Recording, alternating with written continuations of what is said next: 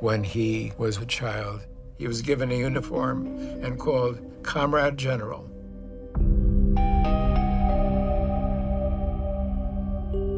At 28, his father died, and he became the youngest head of state in the world.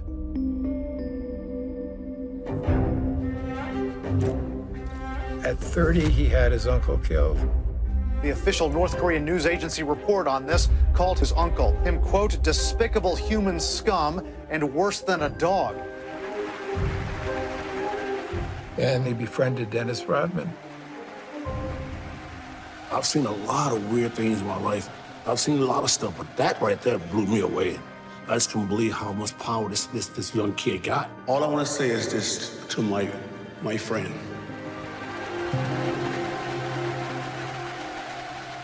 Happy birthday to you. Happy birthday to you. Happy birthday to you. At 34, his half-brother was murdered. Kim Jong-nam died under mysterious circumstances while waiting for a flight at Kuala Lumpur International Airport. Then he developed nuclear weapons that could hit America.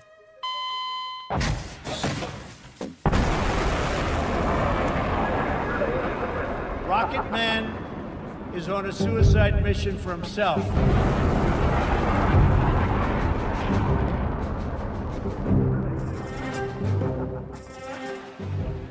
Now the world wants to know what he's thinking and what he might do next. But to get inside his mind, you have to meet his family. It's simply impossible to understand Kim Jong-un and predict his actions without putting that in the context of his father and grandfather.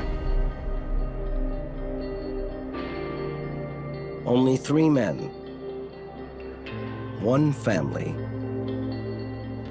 have ruled this country and taken on the world. North Korea should have been handled 25 years ago, 20 years ago, 15 years ago, 10 years ago, and 5 years ago. But I'll fix the mess. Now, as it all comes to a head, this is the story of the Kims, a family of dictators. They've been smart, and they've been ruthless, and they've been single-minded on their overarching goal, which is to preserve the Kim dynasty, to keep the regime in power.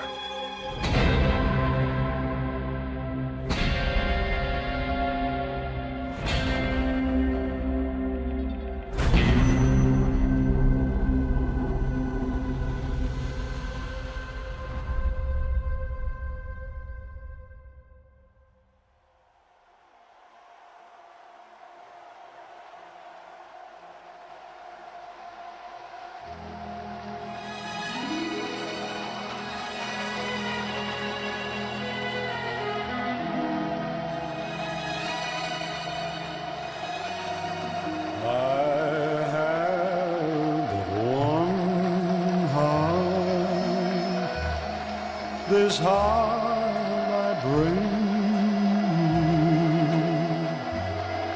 I have but one heart to share with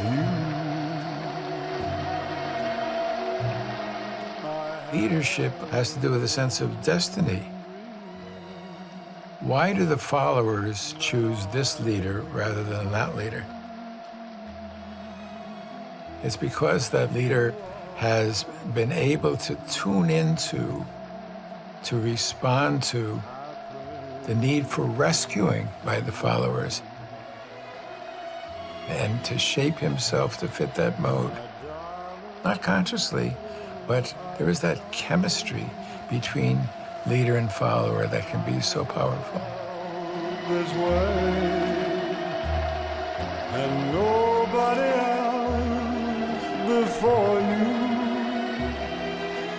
ever has heard me say. What is necessary is to ensure the total loyalty of the people. And anyone connected with dissidence, opposition, rebellion must be killed to ensure the purity of the people.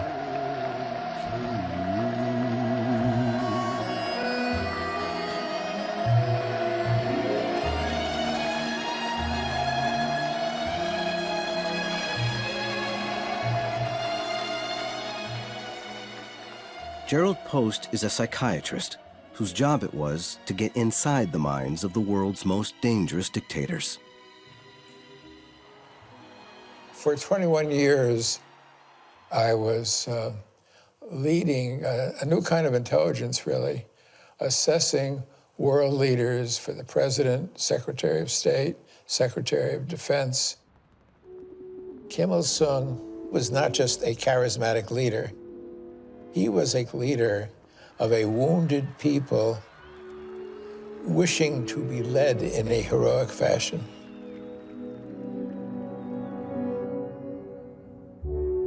Kim Il-sung had credentials as a guerrilla fighter, and he was a sort of rough and ready fellow. You know, he'd been in prison, he'd been living a scruffy life as a guerrilla for years. He suffered a lot for the sake of his country.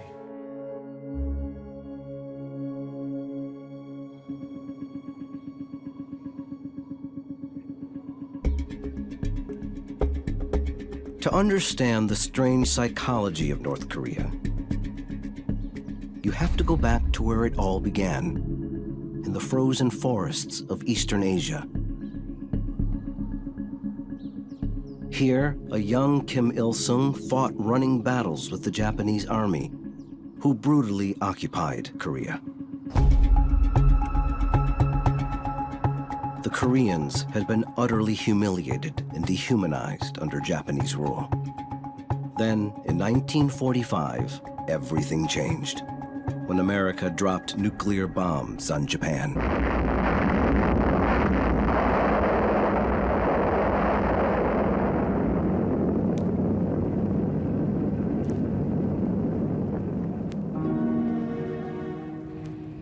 And so the Second World War ended, and the Japanese Empire collapsed. The Soviet Union and America divided Korea between them and cut the country in half.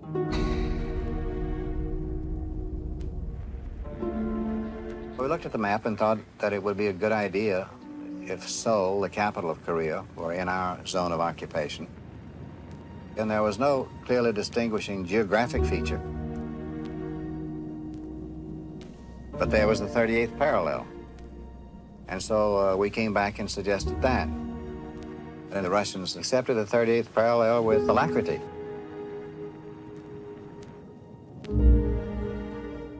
It was Stalin who chose the young guerrilla fighter Kim Il-sung to lead the Communist North. When Kim Il-sung came into power, in effect, he was the puppet of the Soviet Union. At first, the Korean people weren't sure if he was fit to be their leader. 어릴 때 내가 김일성이 봤어요.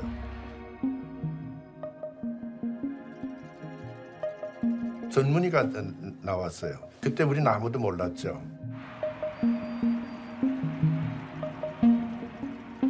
그러니까 노인들이 저 가짜가 아니냐 이런 얘기를 하는 거 들었어요.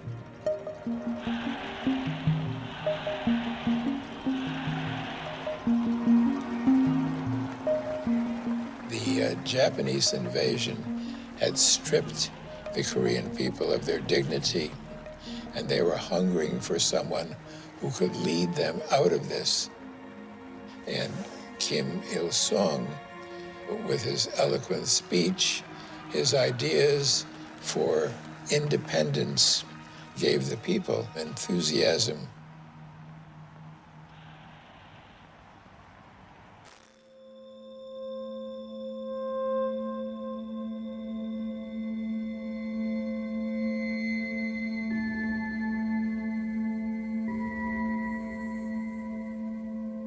for Kim, he was supposed to be the ruler of the entire Korean peninsula. And this arbitrary 38th parallel was like a major wound. It was almost like a part of his own body had been cut off. He saw the Americans like an evil empire intruding on Korean land.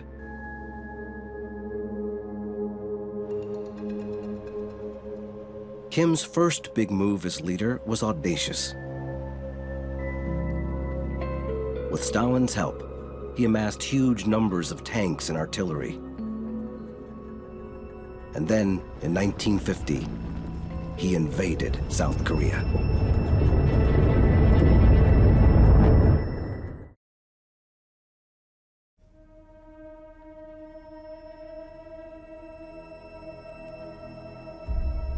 Kim always dreamt of ruling all of Korea, and now he was trying to achieve that ambition.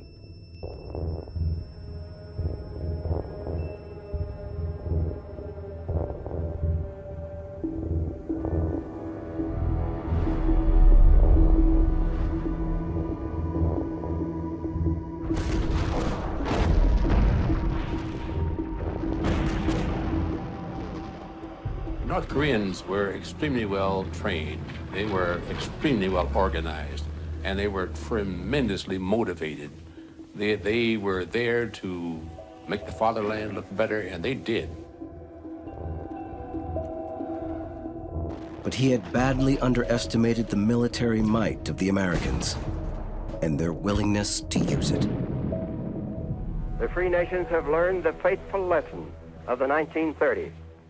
That lesson is that aggression must be met firmly. The United States hit back mercilessly. During the Korean War, 200,000 people lived in Pyongyang, the North Korean capital. U.S. bombers dropped 200,000 bombs on the city. One for every person there.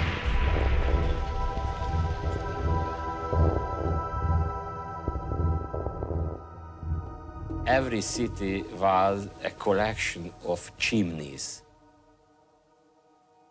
I don't know why houses collapsed and chimneys did not, but I saw thousands of chimneys, and that was all.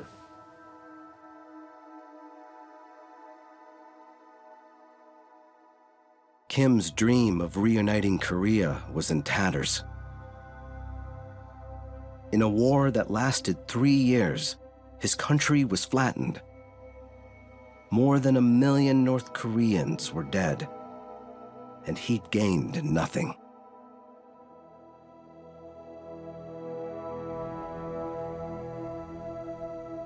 In 1953, Stalin, the man who had put him in the job, died. Having lost the Korean War and his benefactor, Kim felt vulnerable.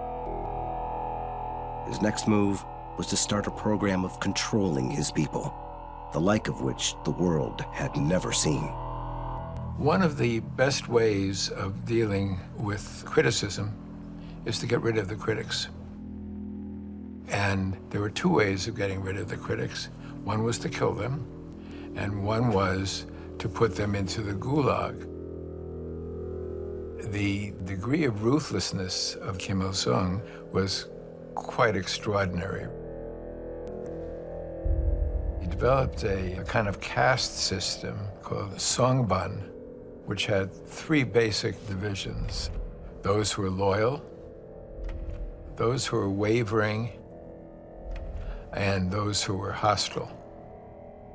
And anyone identified as hostile, including even having an uncle or a grandfather who was disloyal, would lead to all of the extended family being sent to the gulag. 그래서 그 연좌제에 의해서 저희는 3대가 북한에 강제 수용소에 끌려갔는데 저희 아버지, 저희 삼촌, 저희 여동생, 그리고 저를 포함해서 5명이 제가 9살부터 19살까지 약 한 10년 동안 그 수용소 생활을 하게 됐습니다. 그러니까 저희 할아버지도 뭐 어떤 죄인지는 지금까지도 알 수 없지만 3년 버틴다는 말이 있어요. 그러니까 3개월 안에 사람들이 다 굶어 죽거나 영양실조가 와서 죽게 되는데 그리고 매장하러 가게 되면 옥수수 국수를 또 줘요, 한 끼.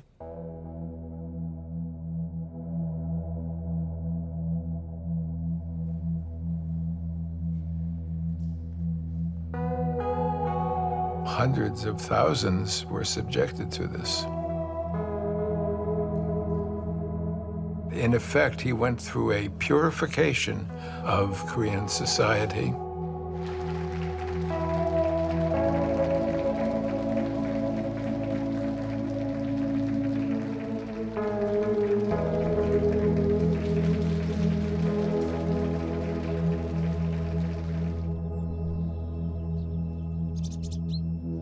And so by the start of the 1960s, Kim had a grip on the North Korean people.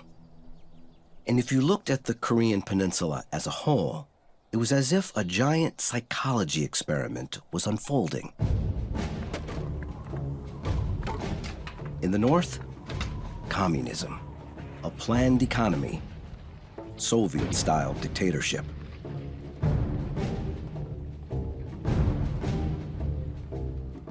In the South, capitalism, free markets, and American influence. In the first few years, the North's organization and planning looked like it was working. Some even defected from the South to the North. But as the South started to prosper, it would become painfully obvious which system was making people richer.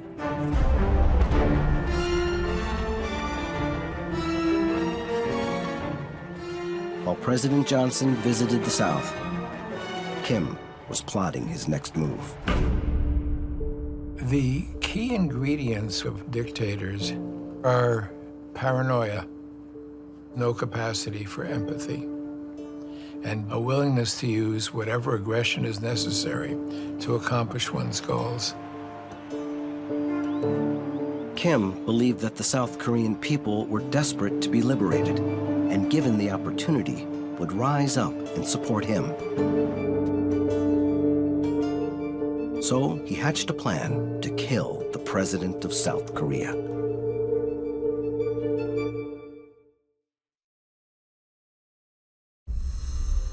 Only 3 men have ever ruled North Korea. And the template for how to do it was set by the first Kim, the grandfather, Kim Il-sung. In 1968, he wanted to strike a blow at his South Korean neighbors. So he sent 31 of his top commandos over the border. Their mission: to go to the Blue House where the South Korean president lived and kill him.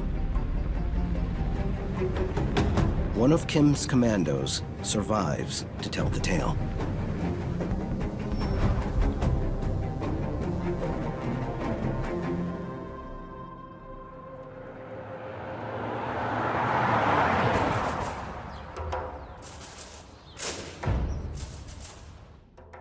그래가지고 돌격에 들어가는 갈라진 길이 있습니다. 거기서 이제 청와대를 지키는 한 개의 대대, 수도 방위사령부에서 난 한 개의 대대가 있었어요.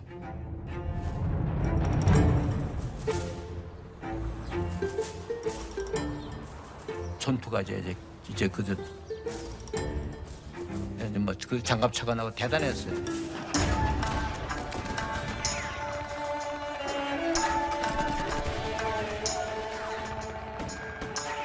딱 붙자마자 내가 거기서 빠져나온 거예요. 전투라는 건 1초 1분 따집니다. 딱 터자마자 나는 여기서 어떻게 빠져나가느냐. 어디 반대 청와대 못 들어가면 이거는 실패야. 그러니까 교자면 총살이 딱 붙자마자 빠져나와서 빠져나와서 빠진 게 경북고등학교 인왕산에 올라간 거예요.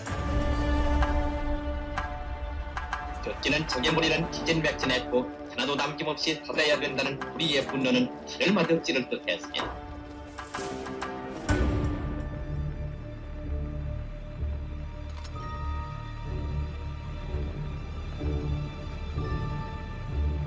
그때 이제 나오면 살려준다. 그러니까 자포고 하려고 내 수류탄 아까 됐다가 고리 뽑으면 터지면 죽죠. 딱 고리 뽑으려고 했는데 자꾸만 살고 싶다는 생각이 그때는요. 김일성의 생각도 안 나고 혁명의 생각도 안 나고 부모 형제 생각도 안 나고 박정희 이름도 생각 안 나더라고요. 그때는 나만 나. 그게 인간의 속성이에요. 나는 누구냐. 그때 25살 때인데 고리 안 뽑고 그냥 땅에 놓고 이렇게 손 들고 나간 거예요. 그래서 그게 투항이 되는 겁니다.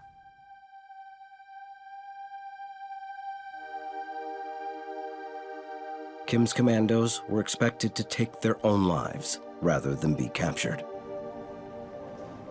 그때 시체 확인할 때 그런 후에 이제 내 동료들이 이제 그 가진 논문에 이들은 혁명을 위해서는 이렇게 목숨을 바치는데 나는 또 이렇게 되면 어떻게 되느냐. 죽은 애들은 보고는 너희들은 나보다 낫다. 사상이 훌륭하다. Having not taken his own life, he knew there would be consequences. 부모님이 가족이가 총살당했다는 것을 내가 이미 어제는 마음에 굳혔기 때문에 그 소식을 내가 접했어요. 정진 그 건설 운동장에서 부모님을 공개 인민 재판해 가지고 공개 사형했다기더라고. 김신조 동무는 변절자다.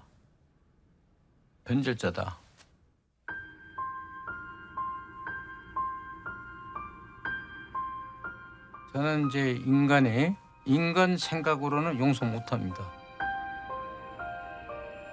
그러나 그리스도 안에서 내가 성직자고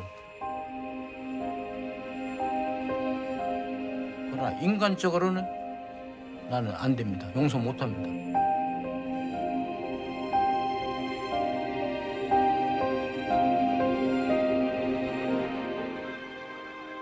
If Kim thought that the South Koreans wanted to be led by him, he was badly mistaken.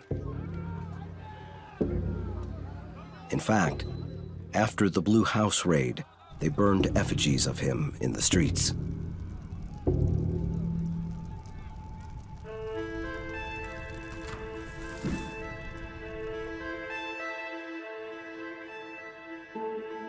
Kim needed to bolster his image. To help him, he turned to his son.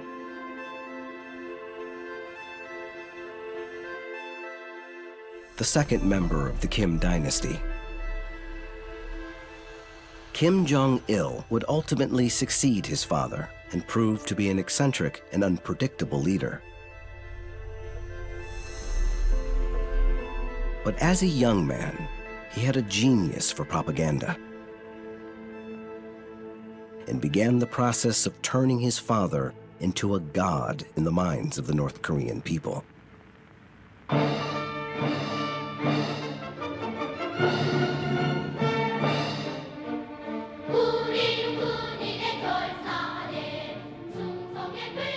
He started by showing his father as the father of the nation, the person who gave every child their food and clothes.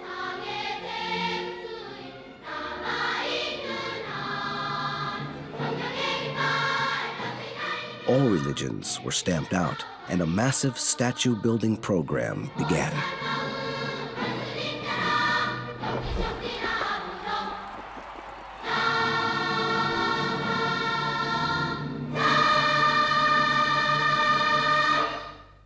While we may know the country was devastated and is economically a basket case at this point, the people of North Korea don't know because of this Bureau of Propaganda and Agitation, which shapes the nation's consciousness.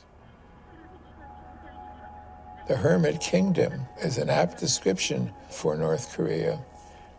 A, people couldn't leave, and B, people couldn't come in. So it's isolated and has no access to international communication.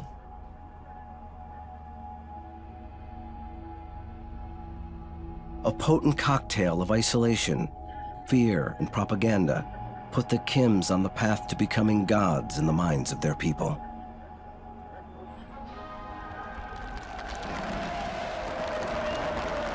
Next, they would start to take on their arch enemies, the Americans.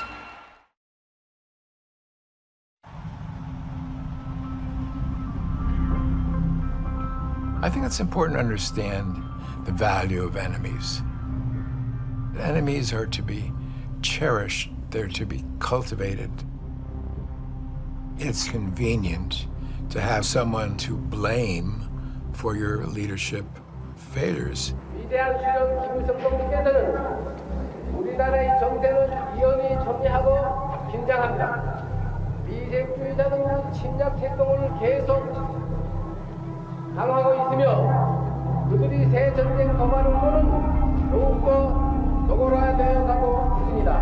라고 가르치셨습니다.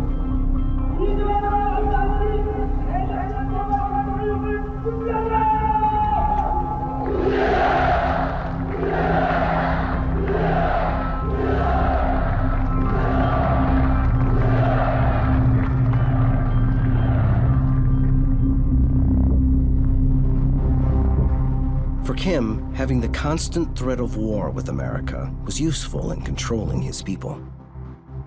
Any sign that America was threatening North Korea was helpful in making him their protector. So when a U.S. spy ship was seen off the coast, it was an opportunity for Kim to define himself in the eyes of his people.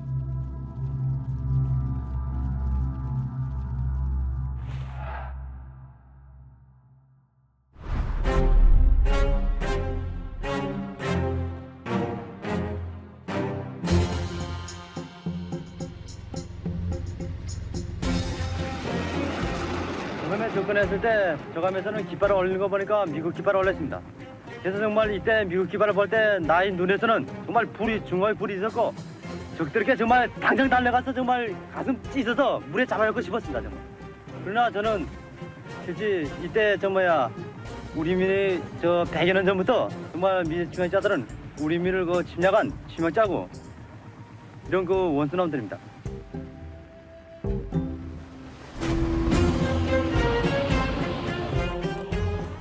First shots were aimed at the bridge, shattering glass and raking the ship back and forth with machine gun fire. The Pueblo was an intelligence collection ship to pick up electronic surveillance in Russia and North Korea, but we were unarmed, totally unarmed.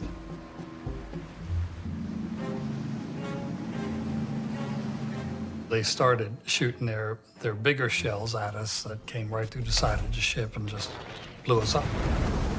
They just literally lifted me up and blew me down the hall. And that's what it took off the bottom of my scrotum and went into my upper leg. Eventually, when the Koreans came on board the ship, they tied us up and blindfolded us. And matter of fact, they kicked me in my wound. Kim had captured a U.S. Navy vessel and had taken 82 Americans prisoner. In the middle of the night, the President of the United States was informed. What's your speculation on what happened to it? Mr. President, I honestly don't know, and I think we need a Cuban Missile Crisis approach to this. We ought to get locked in a room, and you ought to keep us there, insist we stay there until we come up with answers to 3 questions. What was the Korean objective? Secondly, what are they going to do now? Blackmail us, let it go, you know, what? And thirdly, what should we do now? President Johnson is at the head of the table, his back to us. And that is I, Tom Johnson, taking the notes. the president. What I want to know is how do we get the ship and the boys back? Clark Clifford. I think the president must proceed on the basis of probabilities and not possibilities. I think the North Koreans are engaged in harassments. Our moral posture would be better if the North Koreans move first. I am deeply sorry about the ship and about the 83 men, but I do not think it is worth a resumption of the Korean War. There was deep concern that however the United States reacted militarily could trigger another large-scale war. And the United States, to be honest, was not prepared for another large war when we already had a very, very serious war going in Vietnam. And that was something President Johnson wanted to avoid at almost all costs.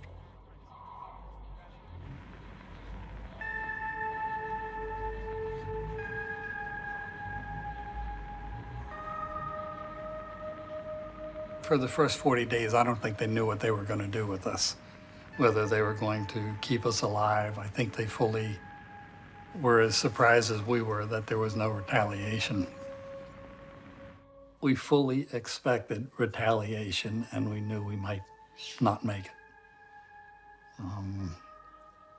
Obviously, no one likes the idea of dying. However, we really wanted some help, and it just didn't come.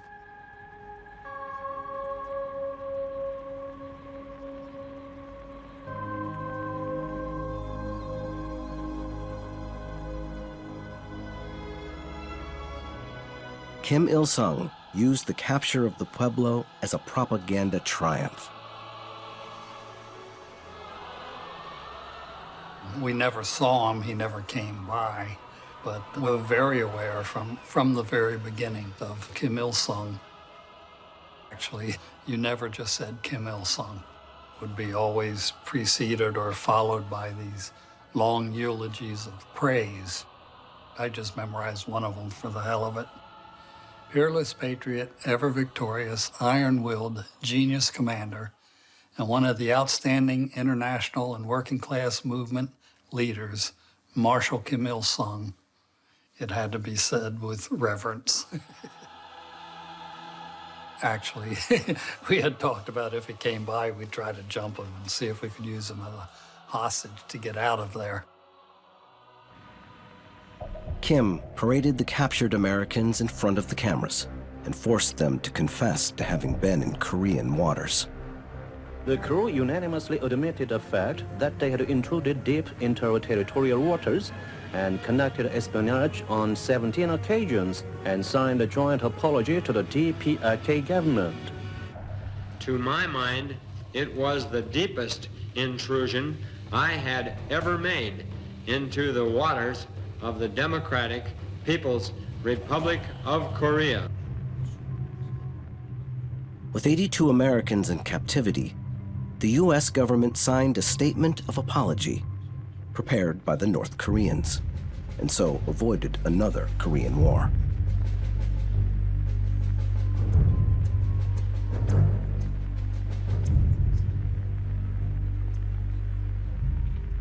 The U.S. representative was so confused that he even forgot to write a data in the apology. All of a sudden, the beatings just stopped. Everyone that had visible bruises and things like that were doctored up a bit for a trip down to Pyongyang. Turned us loose. Here at the Bridge of No Return, the members of the Pueblo are returning to U.S. custody. The transfer is taking place just 11 months to the day after the Pueblo was captured off Wonsan Harbor. When they reached the free side of the bridge, they began to relax a little, perhaps finally comprehending that the idea and dream of being home for Christmas was all but a reality.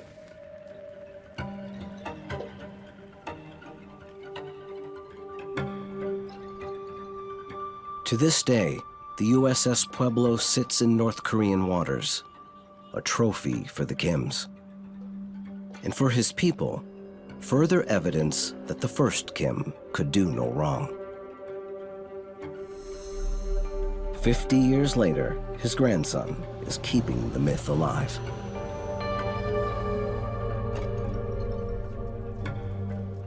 Kim Jong-un in particular is very strategic about what he wears. Often he'll wear, say, a hat and clothes that are identical to an outfit that his grandfather wore. That's a way that Kim Jong-un piggybacks on his grandfather's legacy to legitimize his role as the leader. This is meant to refer back to a certain period in North Korean history. North Koreans are going to remember that. They're going to see that and say, ah, he's just like his grandfather.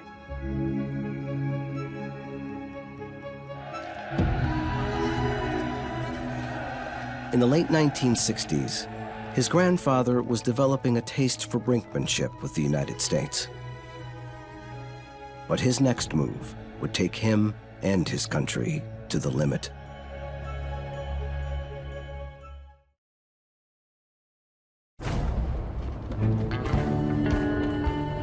In the 1970s, the world changed.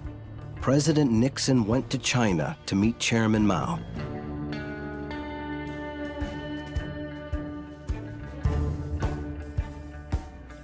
There is no reason for us to be enemies. And he traveled to the Soviet Union to make deals with Brezhnev.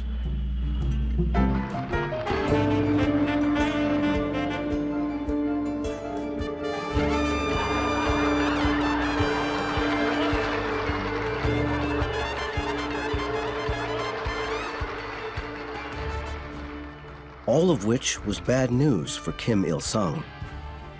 He'd been relying on his fellow communist leaders for backup in his battles with America.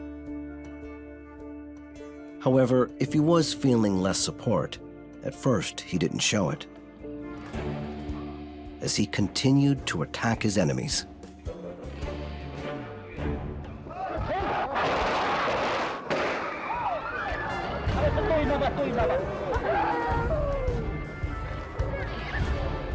The defendant, 22-year-old Moon Se-kwang, admitted he attempted to kill South Korean President Park Chung-hee, but had not intended killing Madam Park.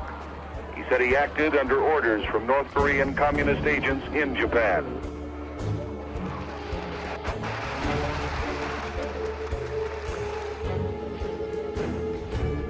Then, in 1976, the fate of North Korea hung in the balance. It came down to an event in the demilitarized zone, an event that centered around a single tree.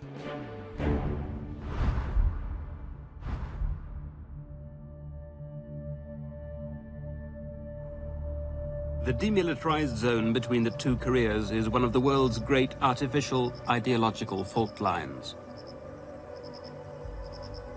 Here, the great plates of the capitalist and communist worlds press and chafe against each other. It's a place of suspicion, bristling with mutual threat and mutual fear.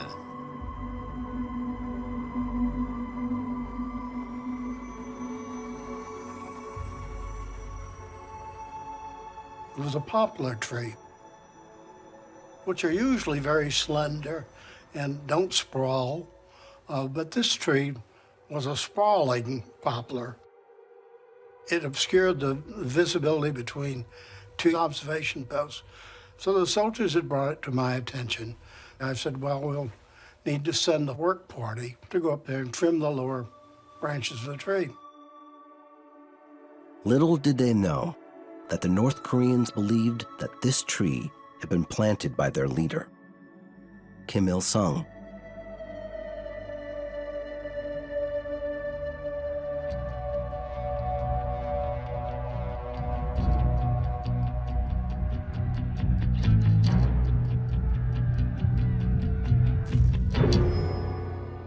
Here's the scene.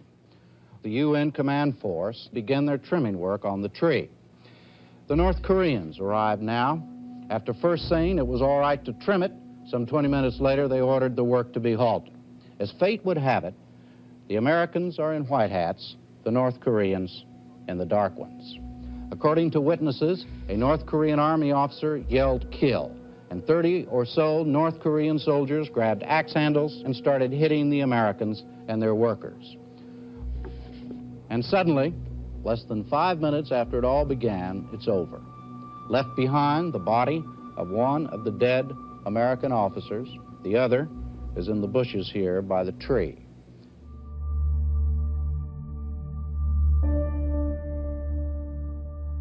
From the moment the incident occurred, I received a call from my commander-in-chief, General Stilwell, and he told me, you know, we will have to take some sort of action.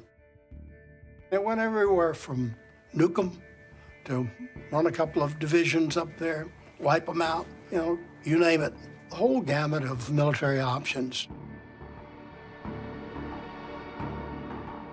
I said, my alternative would be that we form a task force and we go up there and we cut the tree down completely and we leave it there for them to see. And he said immediately, I agree. The mission was called Operation Paul Bunyan, named after the larger-than-life folk hero. With my double-blade axe and my hobnail boots, I go where the timber's tall. When there's work to be done, don't mess around, just sing right up or call. Bunyan was immortalized in a classic 1950s cartoon as a symbol of old-fashioned American strength. Right up or call. Hey, Paul, I'm coming, boys. Paul Bunyan. No one would be able to stop Paul Bunyan chopping down a tree.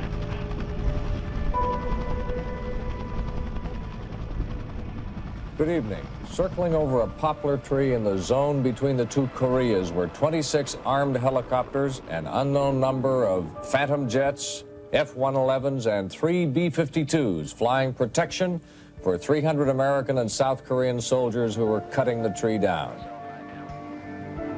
The aircraft carrier Midway cruised off the Korean coast today in response to the murder of 2 American officers in the demilitarized zone between North and South Korea. The Midway and its planes will augment 2 U.S. Air Force fighter squadrons already sent to Korea from Okinawa and Idaho. We assembled the largest combined military operation since the end of the Korean War. Every soldier with a gun pointed into North Korea. President Ford's new secretary, Ron Nessen, said the president himself approved the plan to go in there and cut down the tree. The North Koreans called President Ford a boss of war.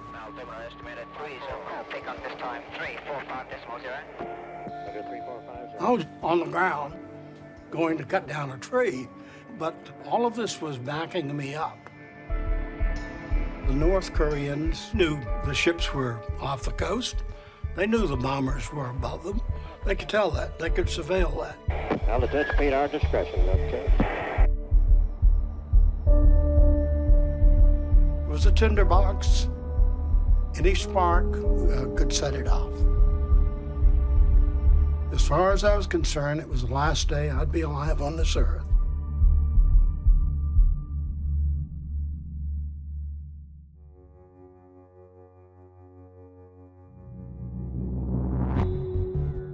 We used chainsaws to cut down the tree.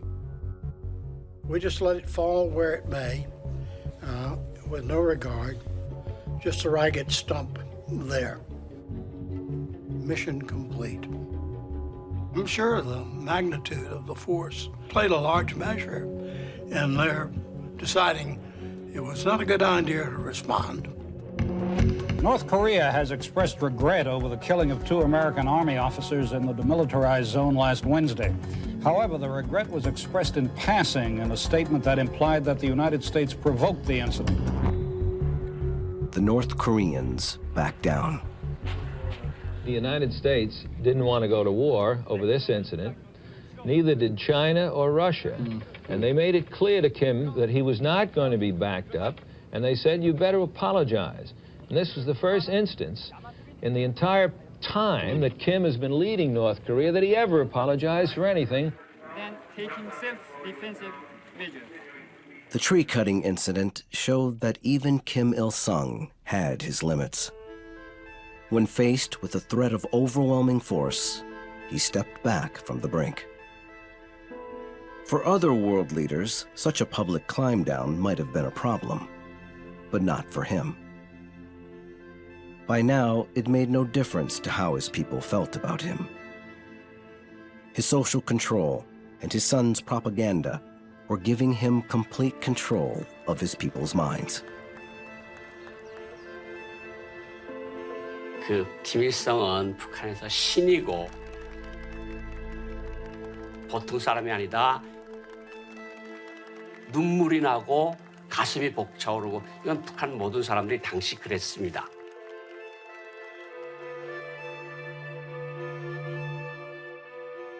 As Kim Il-sung aged and saw time as shortening, they increasingly became preoccupied with getting a nuclear program.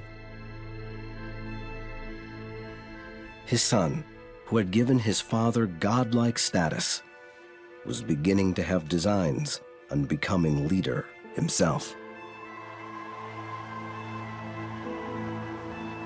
It's always difficult to succeed a great father, but it's almost impossible to step into the shoes of God.